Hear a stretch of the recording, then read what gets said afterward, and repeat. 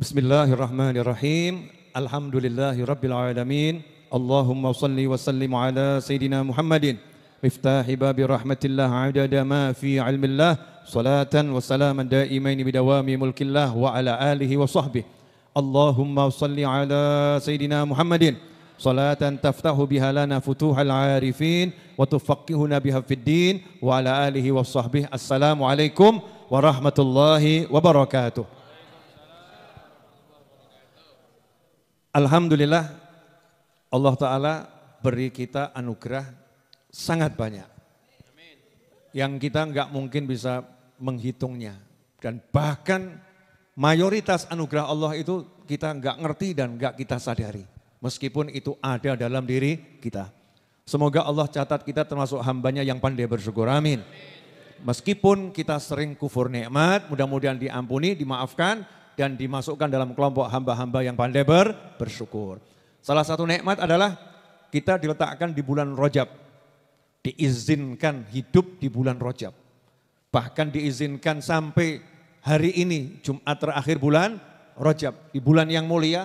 Dan kita diizinkan mengisi hari-hari kita di bulan Rajab itu dengan taat pada Allah Ta'ala, dengan ibadah kepada Allah Subhanahu wa Ta'ala. Salah satunya duduknya kita bersama di majelis ini, insya Allah istiqomah anak keturunan ila yaumil qiyamah, amin.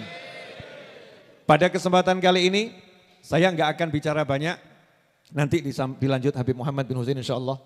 Karena insya Allah besok hari Sabtu jam 7.50 pagi waktu Indonesia bagian Barat, saya akan naik pesawat dari Jakarta menuju Madinah Al-Munawwarah. Insya Allah. Terbangnya besok jam 7.50. Jam segini saya masih ada bersama antum. Padahal persiapan untuk check-in dan lain sebagainya itu 4 jam sebelum pesawat terbang.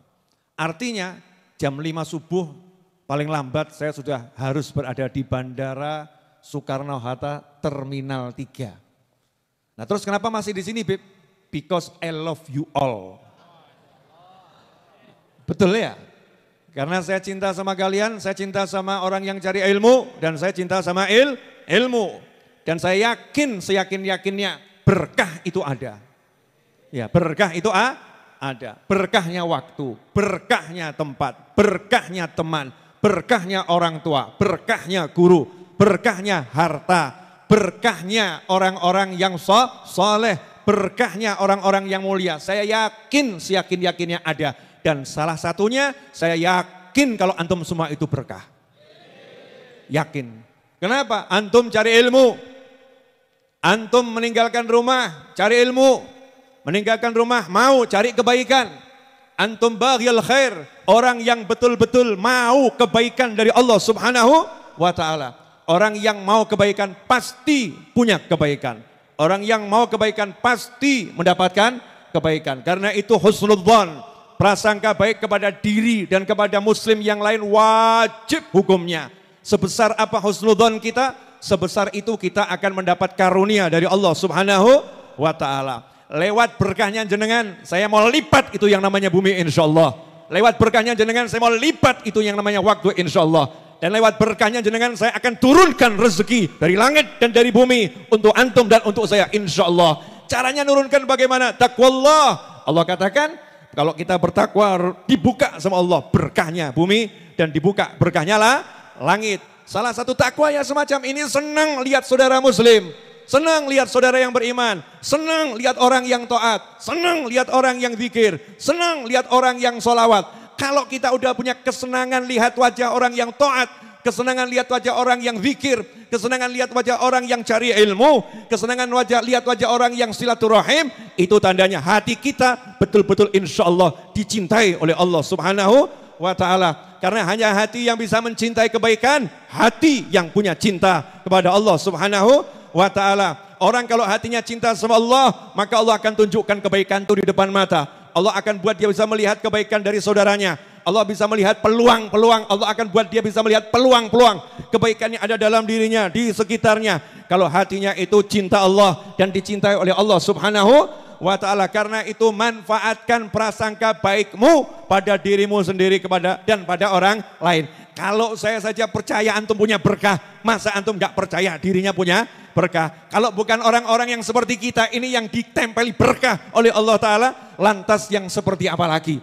Kalau bukan orang-orang yang ruku, orang yang sujud, orang yang zikir, orang yang qiraatul Quran, orang yang cari ilmu, orang yang mau ngabdi sama ilmu, orang yang mau parkir demi orang-orang yang cari ilmu, orang yang mau ngepel, orang yang mau mencuci pakaian, orang-orang yang bersihkan toilet untuk orang-orang yang cari ilmu. Kalau bukan beliau-beliau ini yang diguyur barokah, maka orang-orang seperti apa yang mendapatkan keberkahan?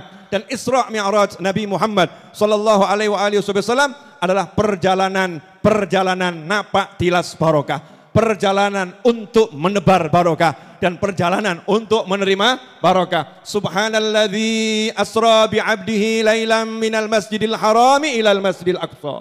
Ilal masjidil aqsa alladzi barakna haulahu linuriyahu min ayatina innahu huwas samiul basir. Allah katakan dari Masjidil Haram ke Masjidil Aqsa. Masjidil Haram bil bakata mubarakah. Masjid itu berkah dan kota Mekah itu juga berkah. Bil bakata mubarakah. Masjidnya berkah, kota Mekahnya berkah, ke Masjidil Aqsa yang berkah dan sekitarnya masjid pun itu diberkati. Yang jalan sumbernya barokah, yaitu baginda Muhammad sallallahu alaihi wasallam. Dari tempat yang berkah menuju tempat yang berkah, singgah di tempat-tempat yang barokah, singgah ke Madinah Al-Munawwarah, singgah ke Bukit Tursina, singgah ke makamnya Nabi Musa alaihissalam, singgah ke tempat lahirnya Nabi Isa alaihissalam. Karena itu kalau kita jadi muslim, seperti kita merasa nggak butuh berkahnya orang lain, nggak butuh berkahnya tempat, nggak butuh berkahnya waktu, maka siapa yang kita tiru? Sementara baginda Nabi Muhammad sallallahu alaihi wasallam Allah perjalankan untuk apa? Napak tilas barokah. Masjidil Haram itu penuh barokah, tapi Allah nggak katakan pada Nabi, udah cukup kamu di Masjidil Haram, udah cukup di situ berkah, dan cukuplah kamu itu sumbernya berkah, gak perlu kamu cari berkah yang lain, gak perlu kamu pergi ke tempat yang berkah yang lain. Allah nggak ngomong begitu, justru Allah perjalankan Nabi Muhammad sallallahu alaihi wasallam dari Masjidil Haram ke Masjidil Aqsa. Untuk apa? Untuk singgah di tempat yang full barokah. Di sana ngapain? Ketemu orang-orang yang bawa berkah, orang-orang yang punya berkah. Siapa itu? Arwah anbiya wal mursalin, ruhnya para nabi dan rasul, dan juga jasadnya sebagian nabi dan rasul yang masih diizinkan hidup oleh Allah Subhanahu wa taala hingga hari ini. Ya, masih hidup hingga hari ini. Ada anbiya, ada nabi yang masih hidup, ada rasul yang masih hidup, belum dicabut ruhnya oleh Allah Subhanahu wa taala. Ikut kumpul di Masjidil Aqsa, ketemu Nabi Muhammad sallallahu alaihi wasallam, kemudian salat berjamaah. Berjamaah. Setelah itu baru naik ke langit yang pertama, langit yang kedua, sampai langit ketujuh, sampai Sidratul Muntaha. Ngapain lagi? Ketemu Nabi, dan ujungnya ketemu Allah Subhanahu wa taala. Maha suci Allah dari berdiam di satu tempat, dan maha suci Allah dari berada di suatu tempat. Maha suci Allah dari diserupakan makhluk. Nabi diletakkan di Sidratul Muntaha, bukan tempat untuk Allah bertemu Nabi Muhammad SAW, tetapi tempat untuk Nabi bertemu dengan Allah Subhanahu wa taala. Seperti tempat bagi kita untuk sholat masjid. Kita katakan mau ketemu Allah di masjid. Ngapain ke Baitullah Mekah Al-Mukarramah? Mau ketemu Allah di Mekah Al-Mukarramah. Cari tempat yang mulia untuk ketemu Allah. Maka Allah letakkan Nabi SAW di tempat yang paling mulia, yaitu di Sidratul Muntaha, ujungnya jagat raya, untuk bertemu dengan Allah sebagai simbol diletakkan di ketinggian yang paling tinggi, di kedekatan yang paling dekat, qaba qausain au adna, yang paling dekat dengan jarak yang tidak pernah bisa dihitung oleh alat ukur apapun. Itulah kedekatan Nabi Muhammad sallallahu alaihi wasallam dengan Allah Subhanahu wa taala. Berkah, tempat berkah, manusia berkah, waktu berkah, sehingga waktu perjalanan Nabi Muhammad SAW yang panjangnya luar biasa, diceritakan gak ada habisnya, dibuktikan oleh ahli sejarah. Di Mekah saat itu ada kafilah yang melakukan perjalanan mau pulang ketemu Nabi Muhammad sallallahu alaihi wasallam. Artinya Nabi betul-betul jalan darat, Nabi betul-betul ketemu dengan mereka semua. Tetapi anehnya, waktu yang digunakan oleh Nabi Muhammad SAW adalah tempat duduknya ketika ditinggal, kemudian beliau kembali, tempat duduknya masih hangat. Dulu belum ada jam, belum ada menit, belum ada detik, nggak ada waktu yang menghitung seperti kita sekarang. Maka orang dulu mengatakan, selama seseorang menyembelih kambing, selama seseorang menyembelih unta, bahkan di sini dikatakan tempat duduknya masih hangat. Artinya apa? Sangat cepat Nabi SAW kembali setelah melakukan perjalanan yang luar biasa. Itu namanya barokatul waqt, waktunya berkah. Ini mukadimah dari saya. Ambekan sih. Ya, ambekan sih ya. Ini tadi banyak tahlil, banyak tahlil. Tahlilnya kakeknya Hibi, ya, tahlilnya orang tua saya, ayahanda saya, tahlilnya mertua saya, ya, tahlilnya guru-guru saya, tahlilnya sahabat-sahabat kita yang dulu pernah ngaji di Majelis Ar-Raudhah, ya. Dan kita tahlilkan orang-orang yang orang tuanya orang-orang yang berbuat baik pada majelis ini. Meskipun gak kita sebutkan namanya itu, orang-orang yang sedekah untuk majelis ini, orang-orang tuanya kita sebutkan semua. Kita tahlilkan, kita kirimkan. Itulah manfaatnya punya teman yang soleh.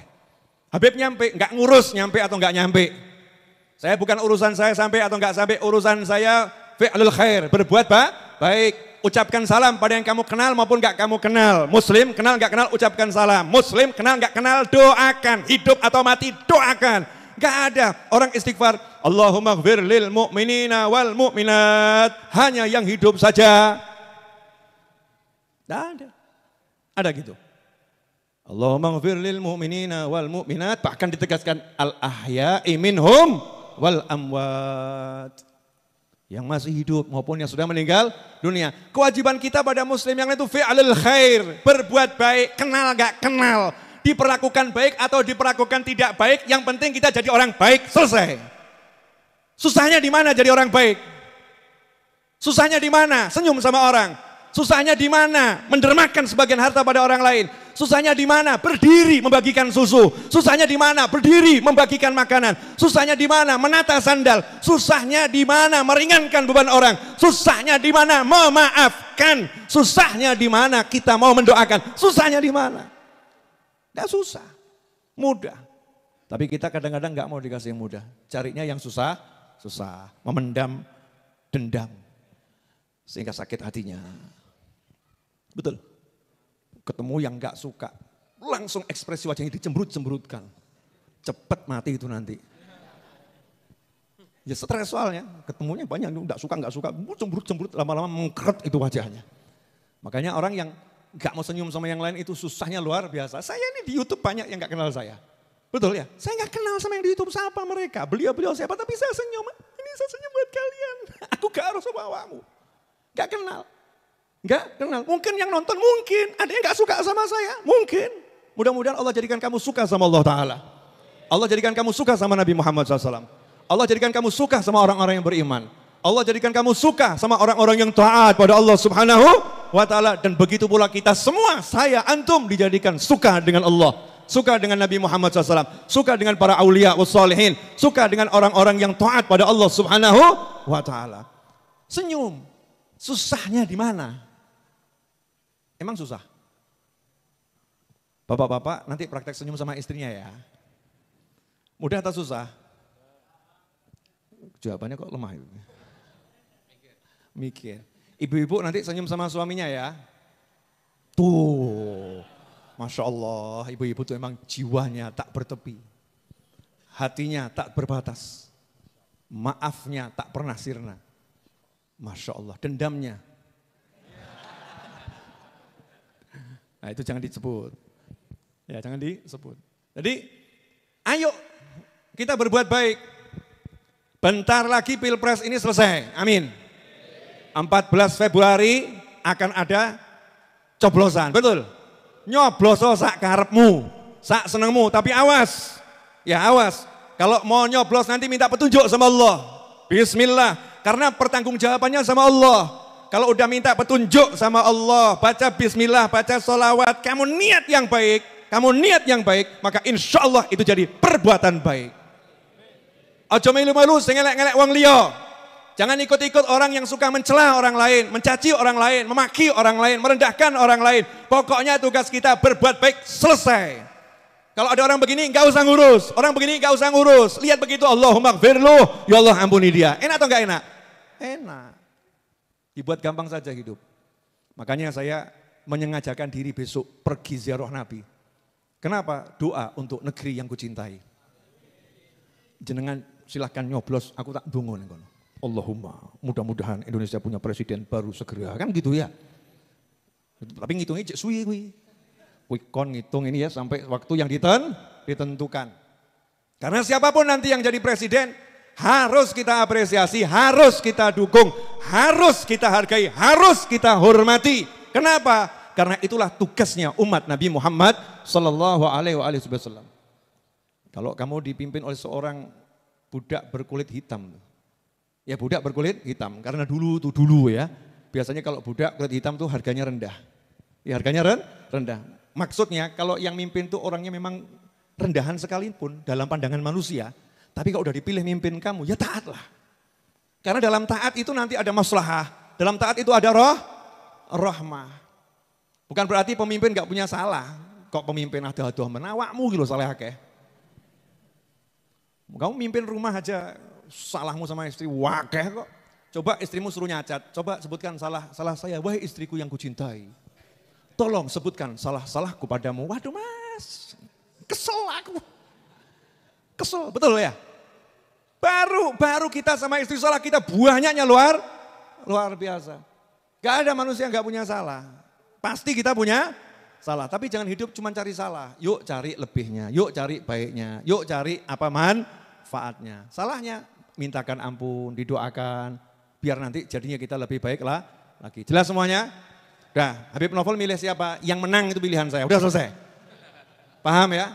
Nanti lihat saja yang menang itu siapa, itu pilihan saya. Dan dalam pilpres gak ada yang kalah. Gak ada yang kalah, karena ini bukan kalah dan menang, tapi siapa yang lebih banyak dipilih oleh rakyat Indonesia. Kalau kita bilang kalah dan menang, berarti kita menganggap rakyat yang satu mengalahkan rakyat yang lain. Berarti kita bermusuhan saudara-saudara. Enggak ada. Cuman kali ini yang dipilih oleh lebih banyak rakyat Indonesia, itu yang diberi tugas oleh lebih banyak rakyat Indonesia. Kan begitu aja kan ya? Semuanya adalah pemenang. Mau sudah daftar kok, semuanya pemenang. Jadi budayakan gitu loh, budayakan cinta tanah air, cinta anak bangsa, cinta yang udah berjuang. Jadi jangan budayanya nggak jelas, kita ini disuruh saling menyayangi, saling menghormati, saling mengasihi, bukan saling memusuhi. Clear? Jelas? Nah satu yang penutup, karena sebentar lagi saya harus jalan. Dari sini insya Allah saya akan ke dalam ambil tas, kemudian saya akan ke mobil, saya akan setir ke Jakarta. Gumunan, kata Gus Dur gitu aja kok repot. Nyantai, bismillah ya. Tapi orang mbok dongakno awas. Nanti insya Allah sampai Madinah lancar, Mekah lancar, balik lancar. Gampang, kabeh, enak tok gitu ya. Enak-enak semua enak. Kalau kamu doakan saya seperti itu, nanti di antara doa saya, ya Allah, siapapun yang mendoakan saya, dia dapat yang sama. Yes, pokoknya kowe ra ndongakno awas rugi dhewe. Enak toh? Dan siapapun yang mendoakan saya, ya Rob, beri dia yang sama. Itu insya Allah di antara doa saya. Bocoran ini. Nah ini bocoran, sudah saya spill. Kemarin saya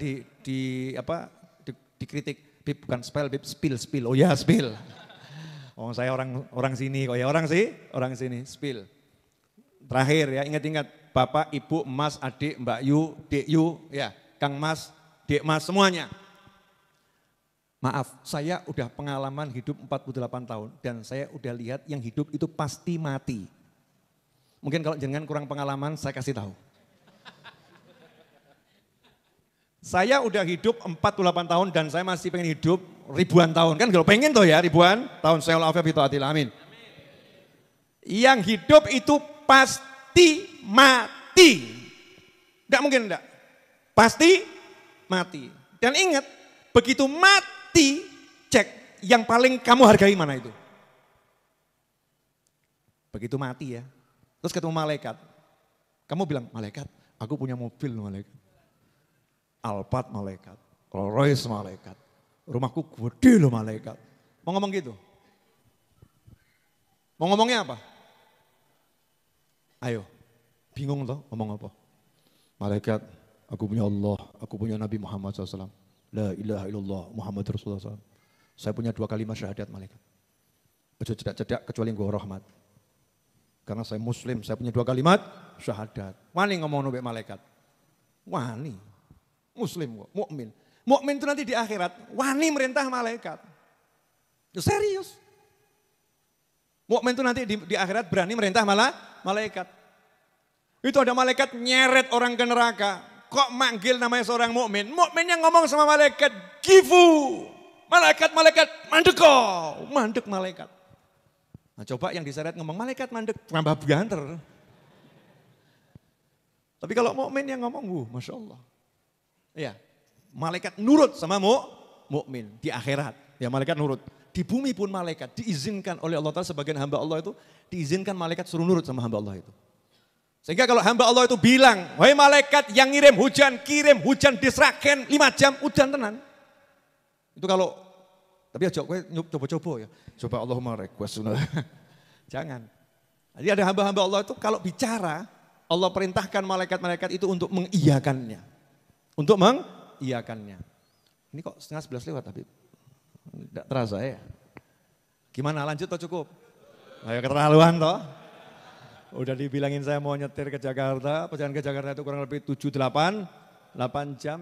Itu kalau nggak pakai istirahat, nggak pakai ngantuk. Betul? Nah, tapi karena saya mau mikir, mau mumet, ayo lanjut ngaji. Lanjut dikit ya. Boleh? Ya, saya kasih satu rahasia. Dari Isra dan Mi'raj Nabi Muhammad SAW. Tolong jangan di-share. Ya, jangan di-share. Nabi SAW itu waktu dapat Isra dan Mi'raj lagi sholat atau lagi tidur? Coba. Tidur. Lagi tidur. Makanya ada khilaf ulama, ada yang bilang itu Isra Mi'raj dalam mimpi. Kan gitu ya.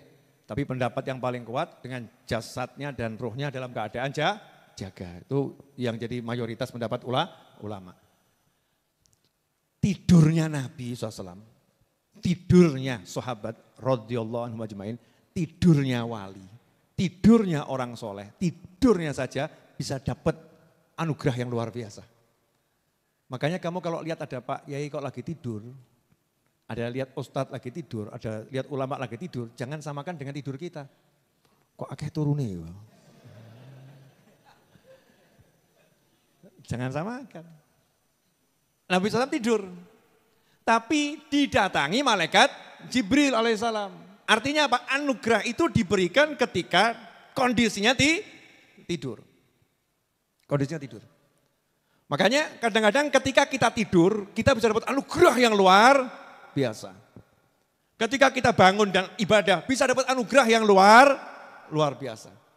Ulama menjelaskan tentang hikmah daripada peristiwa Isra dan Mi'raj diawali dengan tidur kemudian dibangunkan. Tidur kemudian dibangunkan oleh malaikat. Bisa jadi orang yang biasa-biasa saja itu, ya biasa-biasa saja, mungkin tidur di pinggir jalan, ya orang biasa saja ya. Mungkin orang itu lagi bukan di pengajian, ya tiba-tiba dibangunkan sama malaikat, tangi, kamu lagi diangkat jadi wali. Ya kamu diangkat jadi wali.